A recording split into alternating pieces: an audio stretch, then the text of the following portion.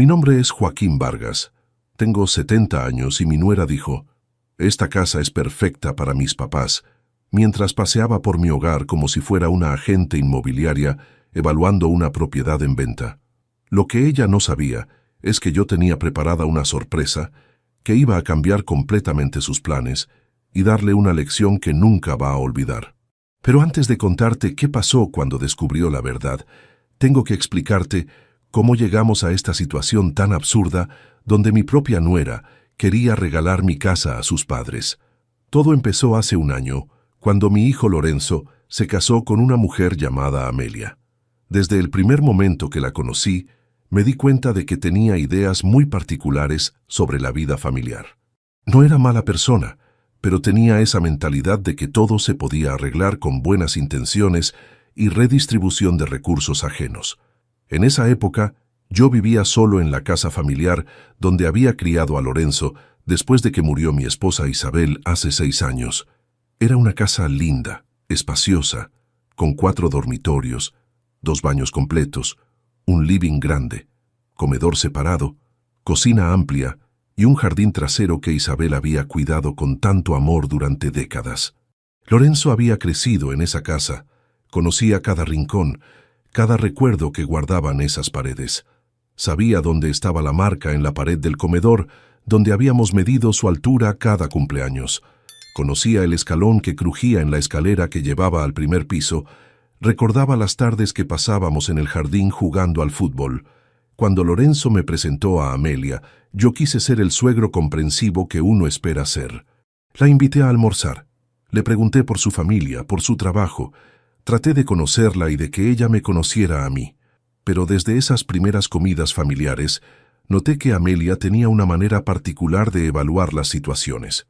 Durante esos almuerzos dominicales, mientras conversábamos sobre la vida cotidiana, la veía mirando la casa de una manera que me resultaba extraña. No miraba con la curiosidad normal de alguien que quiere conocer mejor a la familia de su novio. Miraba como si estuviera calculando algo, como si estuviera midiendo espacios, como si estuviera imaginando posibilidades que no compartía conmigo. La manera en que recorría los ambientes con la vista era muy particular. Se detenía en las ventanas para ver la orientación de la luz, tocaba las paredes como si estuviera evaluando la solidez de la construcción, preguntaba sobre el año de construcción y las reformas que habíamos hecho. Parecía más una inspección técnica que una visita familiar. «Amelia, ¿qué casa tan grande para una sola persona?», me decía siempre que venía. «¿No se siente solo viviendo acá con tanto espacio? ¿No le parece un desperdicio tener 4 dormitorios para usted solo?». Era una observación que me hacía seguido, pero que siempre me parecía cargada de algo más que simple preocupación por mi bienestar. A veces me preguntaba cosas específicas sobre la casa que me llamaban la atención. ¿Cuántos metros cuadrados tiene exactamente? El jardín es muy difícil de mantener. Los vecinos son tranquilos. Hay problemas de humedad en invierno. La calefacción funciona bien en toda la casa. Preguntas que podían parecer normales, pero que en conjunto me daban la sensación de que estaba haciendo una especie de relevamiento inmobiliario profesional. Una tarde, después de uno de esos almuerzos donde había hecho más preguntas de lo usual, la vi sacando fotos del jardín con el teléfono. Cuando le pregunté para qué las quería, me dijo que le parecía tan lindo que quería mostrárselo a una amiga que estaba redecorando su casa. Era una explicación razonable, pero algo en su manera de sacar las fotos me hizo sentir incómodo. Lorenzo parecía feliz con Amelia, y eso era lo importante para mí. Mi hijo merecía formar su propia familia, encontrar a alguien que lo quisiera y lo acompañara en la vida. Si él la había elegido, yo iba a hacer todo lo posible para que funcionara la relación, incluso si algunas actitudes de ella me resultaban un poco extrañas. Durante el noviazgo, que duró 1 año y medio, Amelia empezó a contarme sobre su familia. Sus padres, Rubén y Marta Quinteros, eran una pareja de jubilados que vivían en un departamento pequeño en el centro de la ciudad. Según Amelia, el departamento se había vuelto incómodo para ellos porque tenían problemas de movilidad y necesitaban un lugar con menos escaleras. «Mis papás están sufriendo mucho en ese departamento», me explicaba Amelia durante los almuerzos familiares. «El edificio no tiene ascensor, Viven en un segundo piso y a mi papá le cuesta mucho subir las escaleras por un problema en las rodillas que tiene desde hace años. Mi mamá también está delicada de salud. Tiene problemas de presión y le dan mareos cuando hace esfuerzos. Me contaba en detalle las dificultades diarias que enfrentaban sus padres. Joaquín, me decía, el otro día mi mamá se cayó en las escaleras porque se mareó a mitad de camino. No se lastimó de milagro, pero se asustó muchísimo. Y mi papá ya no puede cargar las bolsas del supermercado hasta el segundo piso. Tienen que pedir ayuda a los vecinos constantemente. También me explicaba las limitaciones económicas que tenían para resolver la situación. Con la jubilación que tienen, no pueden permitirse alquilar una casa o un departamento en planta baja en el mismo barrio. Todo lo que está en sus posibilidades económicas queda muy lejos de donde conocen gente, donde tienen su médico, donde han hecho su vida durante décadas. Era una situación comprensible y me daba pena que dos personas mayores estuvieran pasando dificultades por problemas que son naturales de la edad, pero que se agravan cuando no se tiene el dinero suficiente para resolver las incomodidades habitacionales. Cuando uno llega a cierta edad, la comodidad del hogar se vuelve fundamental para mantener la calidad de vida y la independencia personal. Le pregunté a Amelia si habían pensado en mudarse a un lugar más accesible, tal vez un barrio un poco más alejado, pero con mejores opciones habitacionales para personas de su edad. También le sugerí que averiguaran en la municipalidad si había algún programa de asistencia habitacional para adultos mayores con problemas de movilidad. Sí, me respondió, pero los departamentos en planta baja son carísimos y las casas están fuera de nuestro presupuesto. Mis papás tienen una jubilación mínima, no pueden permitirse pagar alquileres altos. Estamos viendo qué opciones tienen, pero no es fácil. Durante la boda, que fue una ceremonia linda pero modesta, conocí personalmente a Rubén y Marta. Eran gente sencilla, trabajadora, que efectivamente se veían un poco cansados por las dificultades de la edad. Rubén había sido mecánico toda la vida y Marta había trabajado en una fábrica textil hasta jubilarse. En la fiesta de casamiento, mientras conversábamos en la mesa familiar, Rubén me contó sobre los problemas que tenían con el departamento. «Es cierto que el lugar se nos hace complicado, don Joaquín», me dijo, «pero uno se acostumbra. Hemos vivido ahí 20 años, es nuestro hogar». Marta también me habló de las dificultades diarias. «Lo que más me cuesta son las escaleras, don Joaquín. Algunos días me duelen tanto las piernas que no puedo ni bajar a hacer las compras. Pero bueno, uno hace lo que puede con lo que tiene». Me parecían personas honestas que no se quejaban más de lo necesario, que habían aceptado sus limitaciones con dignidad. No eran de esa gente que está siempre pidiendo lástima o buscando que otros resuelvan sus problemas. Simplemente estaban viviendo su vejez con las dificultades normales de la edad. Después de la boda, Lorenzo y Amelia se mudaron a un departamento de 2 ambientes que alquilaron cerca del centro. Era un lugar chico pero cómodo para una pareja joven que recién empezaba su vida en común. Lorenzo trabajaba en una empresa de sistemas y Amelia era maestra de escuela primaria. Entre los dos tenían ingresos suficientes para vivir decentemente. Durante los primeros meses de matrimonio, seguían viniendo a almorzar a casa los domingos. Yo disfrutaba mucho de esas visitas porque podía pasar tiempo con Lorenzo y conocer mejor a Amelia como parte de la familia. Pero empecé a notar que las conversaciones de Amelia siempre terminaban girando hacia el mismo tema. «Lorenzo», le decía a mi hijo durante los almuerzos, «tendrías que ver lo mal que están mis papás en ese departamento. Ayer mi mamá me llamó llorando porque se había caído en las escaleras. No se lastimó, pero se asustó mucho y mi papá ya no puede subir las bolsas de las compras». Lorenzo se preocupaba genuinamente por los suegros. Propuso varias soluciones prácticas: buscar un departamento en planta baja, averiguar subsidios para adultos mayores, consultar con asistentes sociales sobre programas de ayuda habitacional. Pero Amelia siempre encontraba objeciones a cada propuesta. «Los departamentos en planta baja son carísimos, Lorenzo. Los subsidios demoran años en tramitarse. Los programas de ayuda tienen listas de espera infinitas. Mis papás necesitan una solución ahora, no dentro de 5 años cuando ya no puedan valerse por sí mismos». Era verdad que las opciones que proponía Lorenzo no eran soluciones inmediatas, pero tampoco entendía qué alternativa práctica existía si no era esperar a que apareciera alguna oportunidad dentro de sus posibilidades económicas. Hasta que un domingo, Amelia planteó algo que me tomó completamente por sorpresa. Joaquín, me dijo después del almuerzo, ¿puedo hacerle una pregunta personal? Por supuesto, Amelia. ¿Usted no se siente muy solo viviendo en esta casa tan grande? Digo, son 4 dormitorios para una sola persona. Debe ser mucha responsabilidad mantener todo esto. Era cierto que la casa era grande para mí solo, pero era mi hogar. Había vivido ahí durante 30 años con Isabel. Había criado a Lorenzo en esa casa. Tenía todos mis recuerdos, todas mis rutinas, toda mi vida organizada en esos espacios. No me sentía solo, me sentía acompañado por la historia familiar. A veces sí se siente grande, le respondí honestamente. Pero es mi hogar, Amelia. Acá están todos mis recuerdos, todas las cosas de Isabel, todos los momentos importantes de nuestra familia. No podría vivir en otro lugar. Amelia asintió como si entendiera, pero pude ver en sus ojos que no estaba satisfecha con mi respuesta. Se quedó callada unos minutos, como si estuviera calculando cómo plantear lo que realmente quería decir. Finalmente, tomó coraje y fue directa al punto. Joaquín, me dijo, ¿qué le parecería si mis papás se vinieran a vivir acá? Usted tendría compañía, ellos tendrían un lugar cómodo y accesible, y todos saldríamos ganando.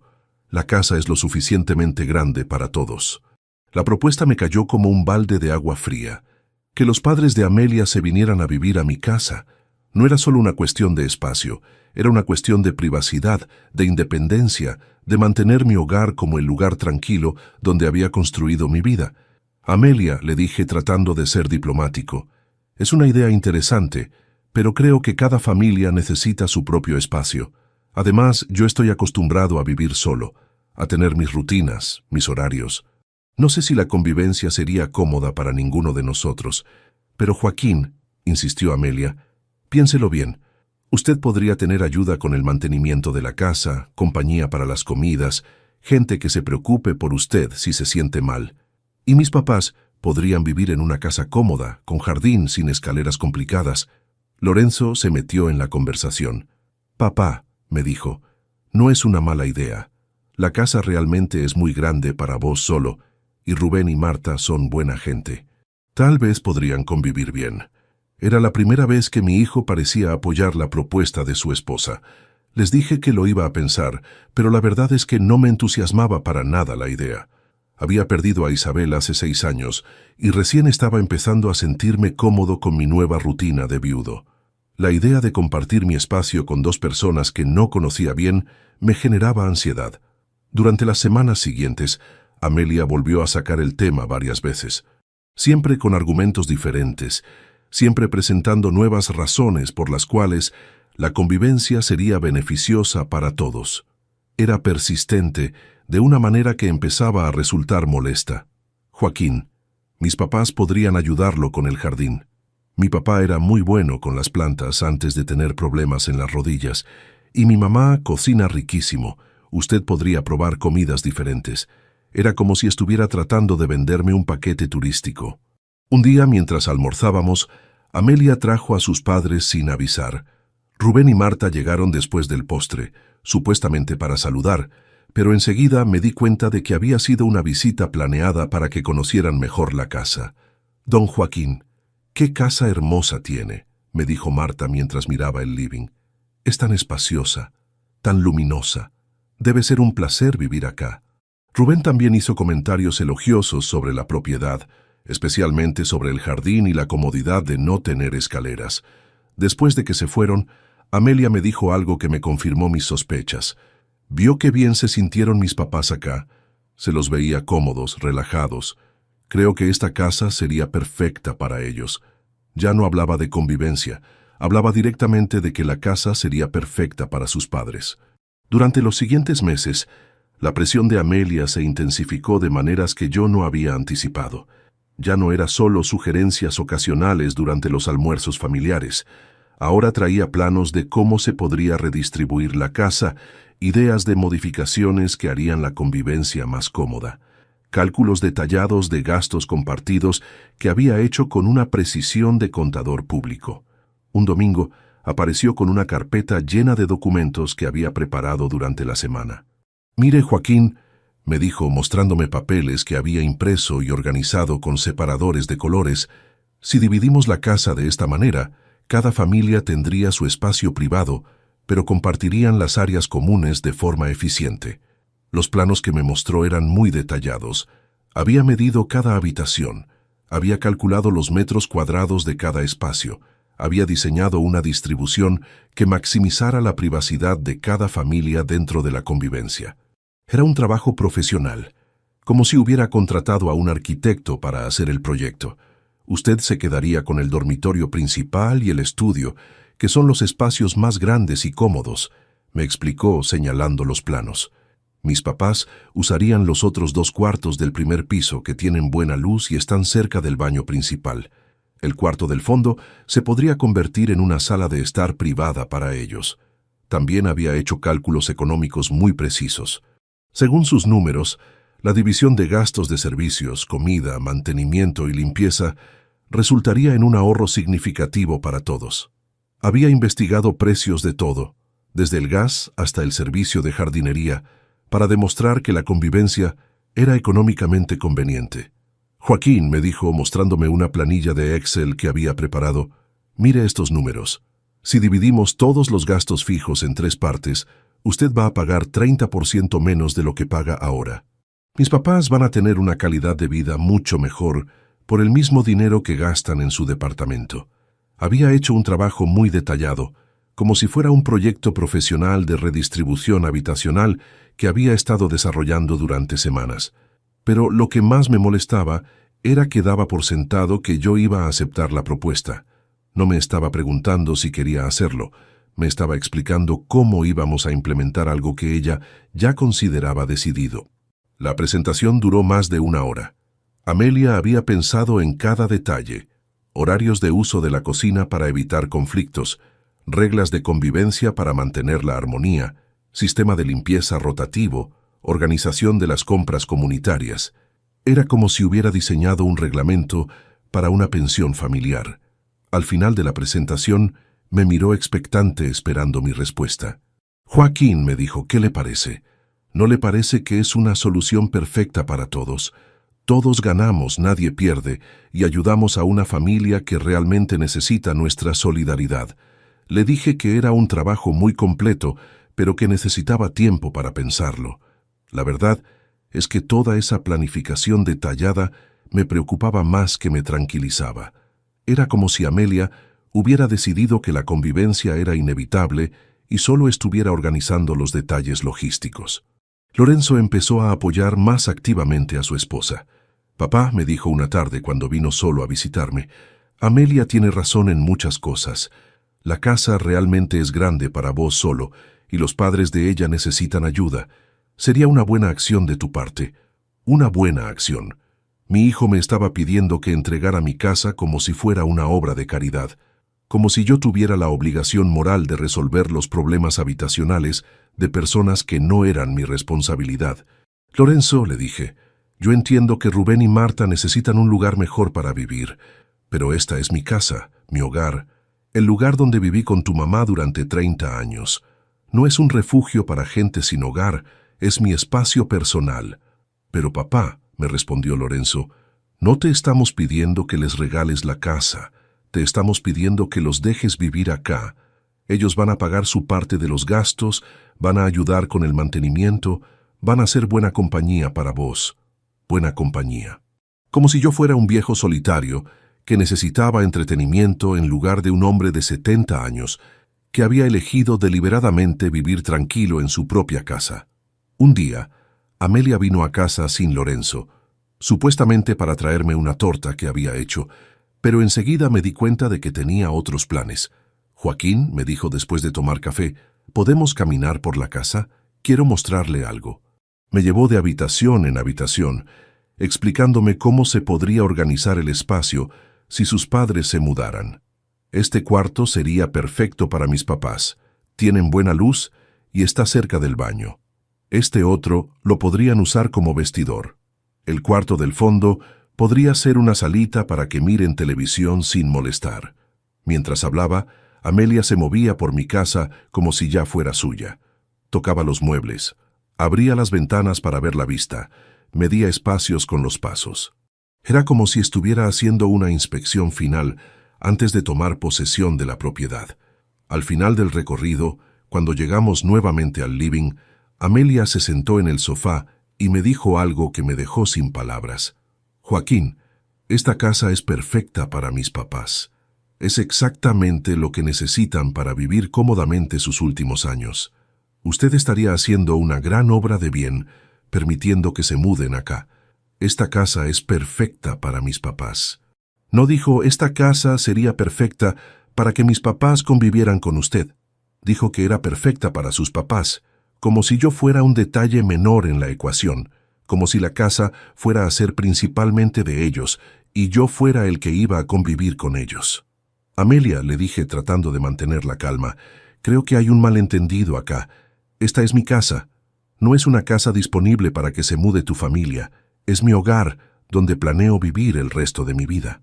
«Ay, Joaquín», me respondió con una sonrisa condescendiente, «no se ponga así. Nadie le está quitando la casa.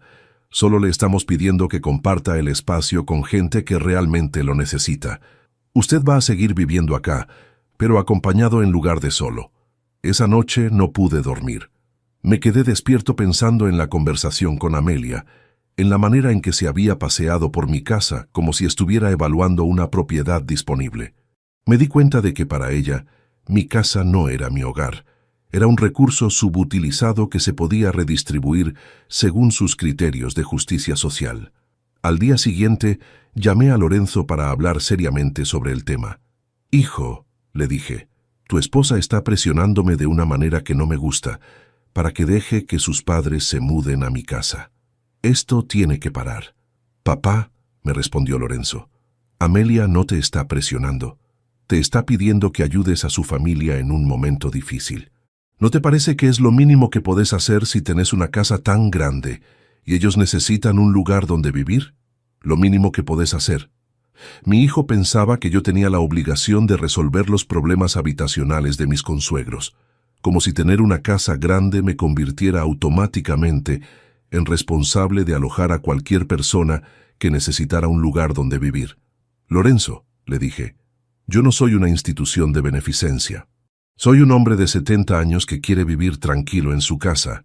Si Rubén y Marta necesitan ayuda, hay programas sociales, hay organizaciones, hay opciones que no incluyen invadir mi hogar». «¿Invadir tu hogar?», me gritó Lorenzo por teléfono. «Papá, estás hablando de los padres de mi esposa. Son familia, no son invasores». Era la primera vez que mi hijo me gritaba por este tema. Durante las siguientes semanas, la tensión familiar fue en aumento. Amelia dejó de venir a los almuerzos dominicales, supuestamente porque estaba ofendida por mi falta de solidaridad con su familia. Lorenzo empezó a visitarme menos y cuando venía, siempre terminábamos discutiendo sobre el mismo tema. Un día recibí una llamada de Marta, la madre de Amelia. «Don Joaquín», me dijo con una voz tímida, «quería hablar con usted sobre la posibilidad de mudarnos a su casa.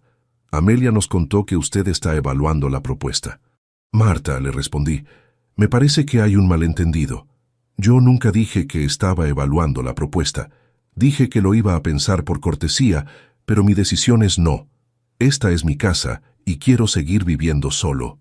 Hubo un silencio del otro lado del teléfono. Después Marta me dijo algo que me sorprendió. «Don Joaquín, nosotros nunca le pedimos a Amelia que hablara con usted. Ella nos dijo que usted le había ofrecido que nos mudáramos y que solo estaban viendo los detalles. Que yo les había ofrecido. Amelia les había mentido a sus propios padres.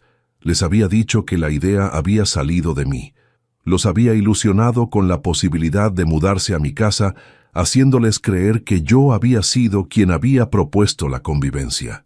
Marta», le dije, «creo que su hija les contó mal la situación.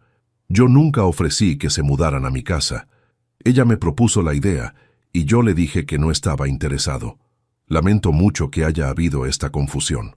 Después de esa conversación telefónica, me quedé muy preocupado por la manera en que Amelia estaba manejando la situación. No solo me estaba presionando a mí, sino que les estaba dando falsas esperanzas a sus padres. Era una manipulación muy grave que podía lastimar a mucha gente. Esa misma tarde decidí tomar medidas para terminar definitivamente con esta situación que se había vuelto insostenible. No podía permitir que Amelia siguiera creando conflictos familiares basados en mentiras y manipulaciones que lastimaban a todos los involucrados. Era hora de que aprendiera una lección que no iba a olvidar nunca.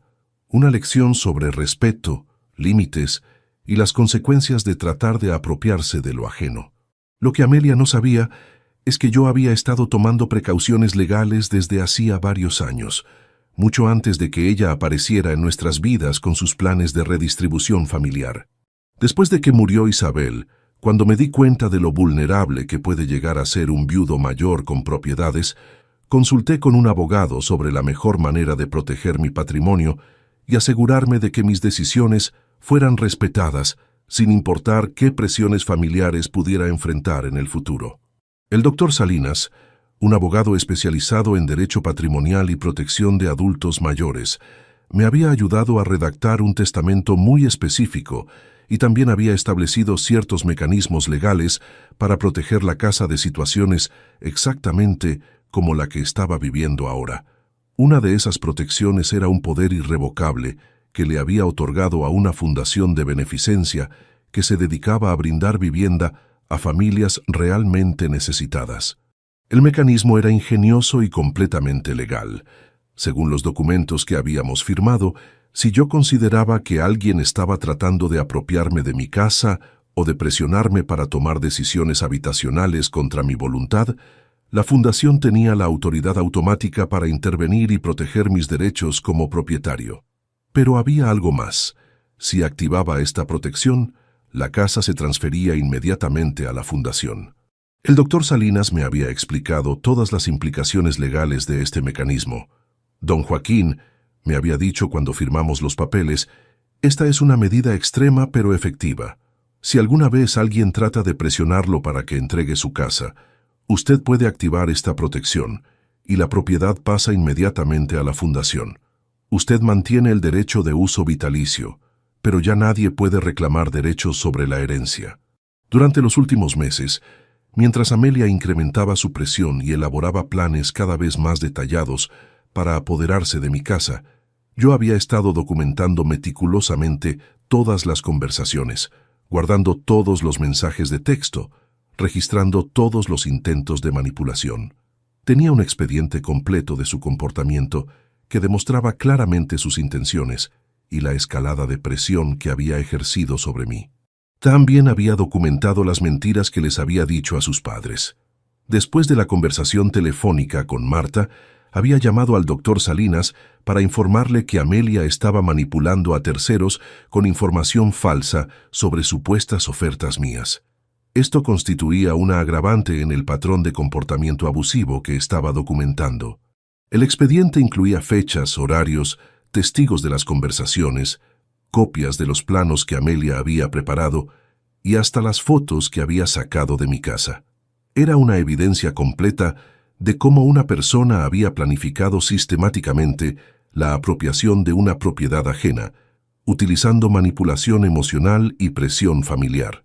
El doctor Salinas me había dicho que si alguna vez necesitaba activar esas protecciones legales, él se encargaría de todo el proceso, según lo establecido en los documentos que habíamos firmado años atrás.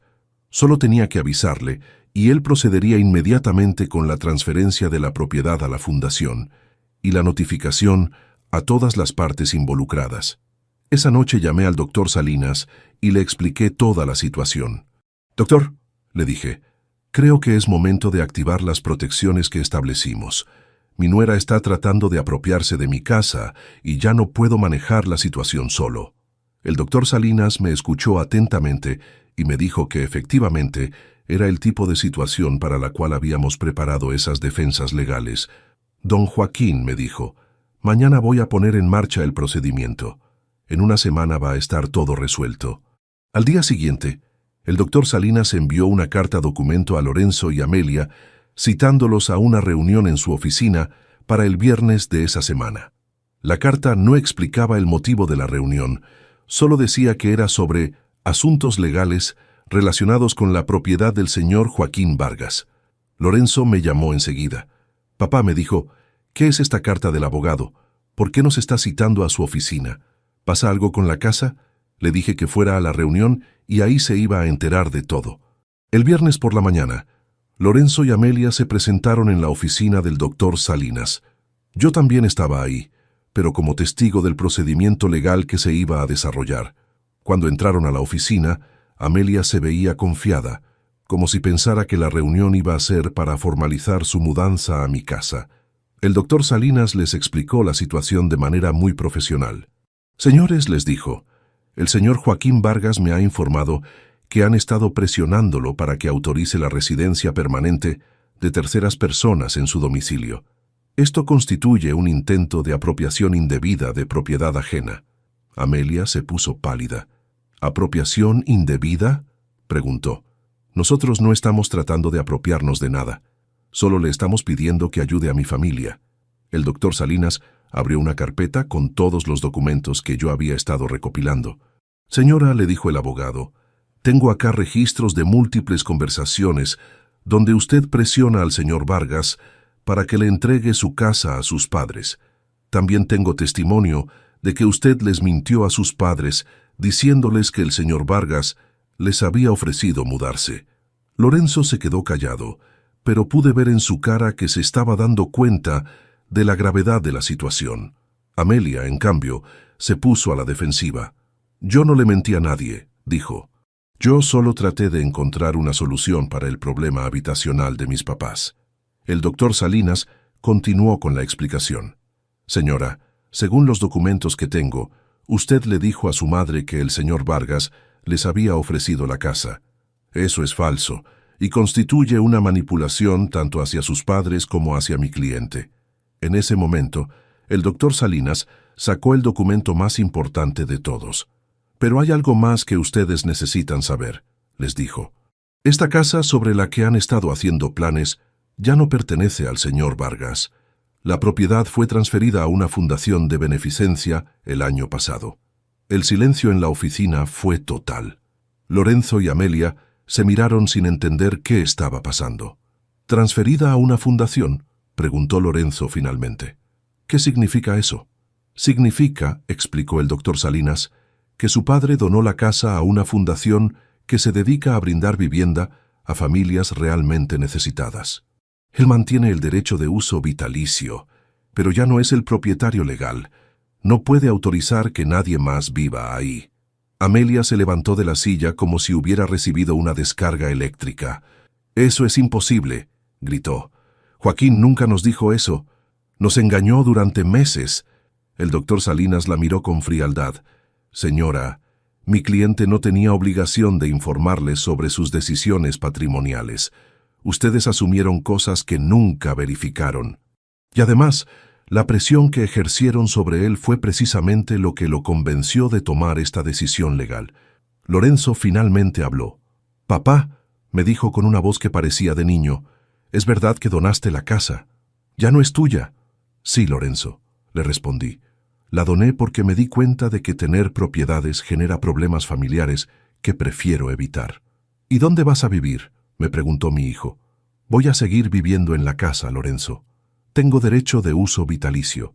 Pero cuando me muera, la casa va a pasar a ser un hogar para familias que realmente necesitan ayuda, no para gente que tiene casa propia, pero quiere una mejor».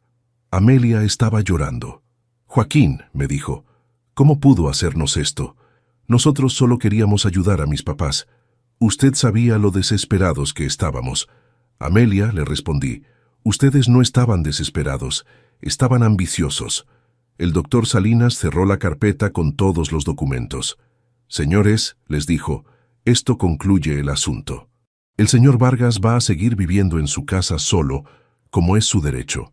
Cualquier intento futuro de presión o manipulación será considerado acoso y se tomarán las medidas legales correspondientes». Lorenzo y Amelia se fueron de la oficina sin despedirse. Pude ver que Lorenzo estaba devastado, no solo por descubrir que había perdido una herencia que nunca había sido suya, sino por darse cuenta de que había participado en una situación que lo ponía en una posición muy incómoda. Esa tarde, cuando llegué a casa, me senté en el sofá del living, donde tantas veces Amelia había hecho sus planes para redistribuir mi espacio. Me sentí aliviado, pero también triste por todo lo que había pasado. Nunca pensé que iba a tener que protegerme legalmente de mi propia familia. Los días siguientes fueron muy silenciosos.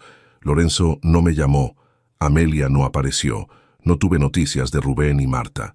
Era como si toda esa parte de mi familia hubiera desaparecido de mi vida de un día para el otro. Una semana después de la reunión con el abogado, recibí una llamada de Marta. «Don Joaquín», me dijo, «quería pedirle perdón por todo lo que pasó. Nosotros no sabíamos que Amelia lo estaba presionando. Creíamos que usted nos había invitado genuinamente».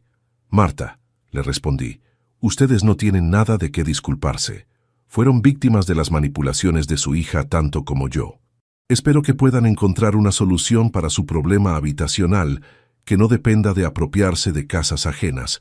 2 semanas después, Lorenzo vino a visitarme. Se veía cansado, avergonzado, como si hubiera envejecido años en esos días. «Papá», me dijo, «vine a pedirte perdón. Me di cuenta de que Amelia me manipuló a mí también. Yo realmente creía que estábamos ayudando a una familia necesitada. Lorenzo», le dije, «vos sos mi hijo y te quiero. Pero tenés que entender que lo que ustedes intentaron hacer estuvo muy mal. No se puede presionar a un anciano para que entregue su casa, sin importar cuáles sean las justificaciones. Mi hijo se quebró. Papá», me dijo llorando, «¿es verdad que donaste la casa? ¿Ya no voy a heredar nada?»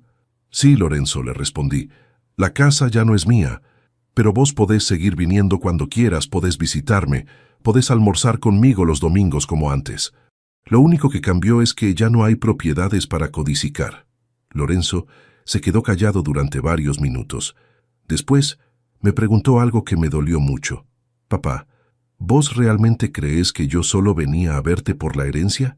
¿Crees que mi cariño hacia vos dependía de la casa?» «No, Lorenzo», le dije, «pero creo que Amelia te convenció de que mi casa era un recurso disponible para resolver problemas ajenos. Y vos te dejaste convencer porque te parecía una buena causa. No pensaste en lo que significaba para mí entregar mi hogar. Mi hijo se quedó en casa esa tarde. Tomamos mate en el jardín como hacíamos cuando él era más joven. Hablamos de muchas cosas, pero sobre todo de cómo las ambiciones de otras personas pueden envenenar las relaciones familiares. Lorenzo», le dije, «yo no doné la casa para castigarte a vos. La doné porque me di cuenta de que tener propiedades genera conflictos que no quiero vivir. Prefiero saber que cuando me muera, esta casa va a ayudar a familias que realmente la necesiten». «¿Y Amelia?», me preguntó, «¿qué va a pasar con mi matrimonio?» «Eso lo tenés que decidir vos, Lorenzo, pero te voy a dar un consejo. Una mujer que te manipula para que presiones a tu padre anciano, tal vez no sea la compañera de vida que necesitas».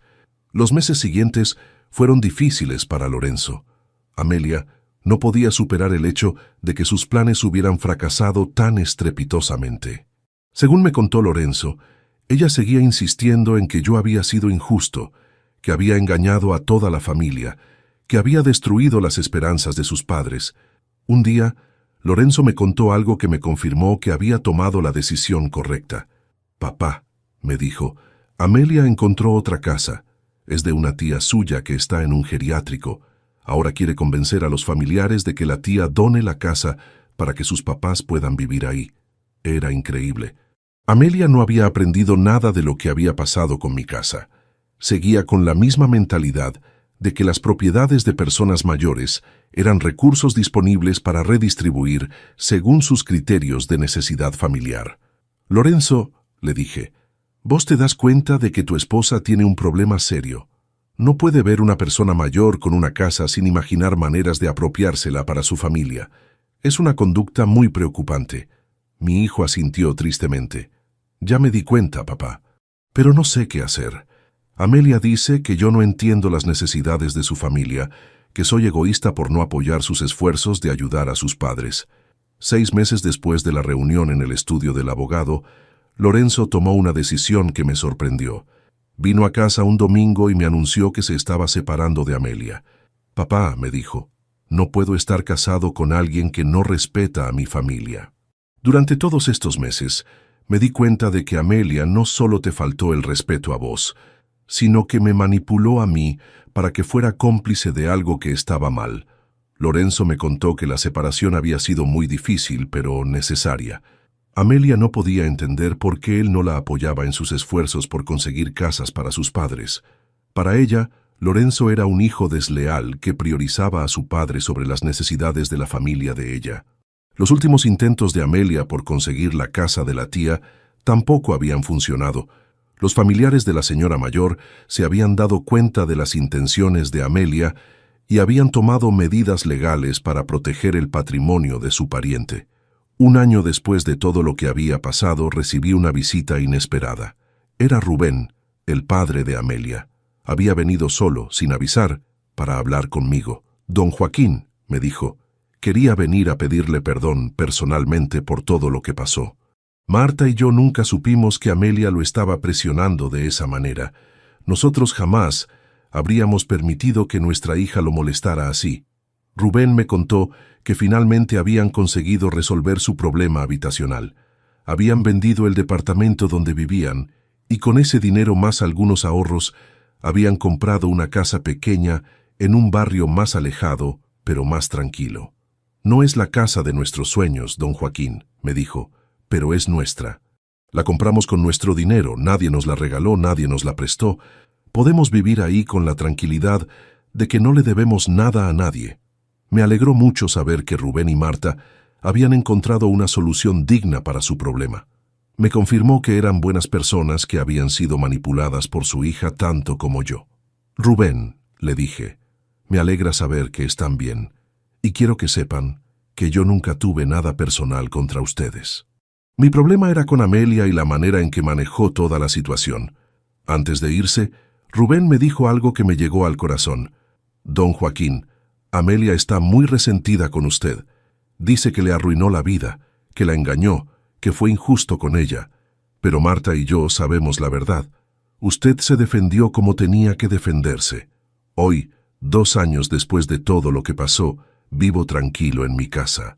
Lorenzo viene a visitarme regularmente. Hemos recuperado la relación padre e hijo que teníamos antes de que Amelia apareciera con sus planes de redistribución familiar. Mi hijo rehizo su vida. Conoció a una mujer que se llama Patricia, una enfermera que respeta a las personas mayores y que entiende que las familias funcionan con límites claros. Cuando la conocí, no me preguntó ni una sola vez sobre el tamaño de mi casa o sobre mis planes patrimoniales. La fundación que administra mi casa viene a visitarme cada 6 meses para asegurarse de que esté bien cuidada. Son gente muy responsable que entiende que mi derecho de uso vitalicio debe ser respetado completamente. Amelia, según me cuenta Lorenzo, siguió con su cruzada de conseguir casas para sus padres, pero después de varios intentos fallidos y algunos problemas legales menores, parece que finalmente entendió que no puede apropiarse de propiedades ajenas bajo el pretexto de ayuda familiar. A vos que me escuchaste hasta acá, a vos que me acompañaste en esta historia de manipulación familiar y protección patrimonial, quiero contarte algo muy importante. Cuando alguien te dice que algo tuyo es perfecto para otra persona, presta mucha atención, porque tal vez no te está haciendo un cumplido, te está haciendo una evaluación. Amelia no me decía que mi casa era linda o cómoda, me decía que era perfecta para sus papás. No veía mi hogar como el lugar donde yo había construido mi vida. Lo veía como un recurso desaprovechado que se podía redistribuir según sus criterios de justicia social. Hay gente que cree que las personas mayores con casas grandes tienen la obligación moral de compartir esos espacios con otros que los necesitan más. Es una mentalidad peligrosa porque convierte a los ancianos en administradores involuntarios de bienes de caridad. Si tenés una casa propia, si tenés ahorros, si tenés algún tipo de patrimonio, protégelo legalmente antes de que aparezcan los familiares solidarios que quieren redistribuir tus bienes en nombre del amor familiar. No tengas miedo de parecer egoísta cuando defendés lo que es tuyo. No tengas miedo de ser directo, cuando alguien trata de manipularte emocionalmente para que entregues tu patrimonio. No tengas miedo de tomar medidas legales drásticas si es necesario para proteger tu patrimonio. La diferencia entre ayudar a la familia y ser abusado por la familia está en quién toma las decisiones. Si vos decidís ayudar, es generosidad. Si otros deciden que vos tenés que ayudar, es abuso. ¿Qué habrías hecho vos en mi lugar? ¿Habrías cedido tu casa para mantener la paz familiar o habrías tomado medidas drásticas como las que tomé yo? Contame desde qué ciudad me estás escuchando y contame si mi historia te sirvió para pensar en tus propios límites familiares. Porque al final del día, una casa no es solo un edificio. Es tu hogar, tu refugio, el lugar donde guardas tus recuerdos y donde planificas tu futuro. Nadie tiene derecho a decidir por vos qué hacer con tu hogar, sin importar qué tan perfecta les parezca para otras personas. Amelia recibió una sorpresa que nunca va a olvidar. Descubrió que la casa que había codiciado durante meses ya no existía como herencia posible. Pero la verdadera sorpresa fue descubrir que sus manipulaciones habían sido documentadas legalmente y que sus acciones tuvieron consecuencias reales. La próxima vez que alguien te diga que algo tuyo es perfecto para otra persona, acordate de mi historia y pregúntate si realmente te está haciendo un cumplido o si te está haciendo una evaluación para un futuro despojo.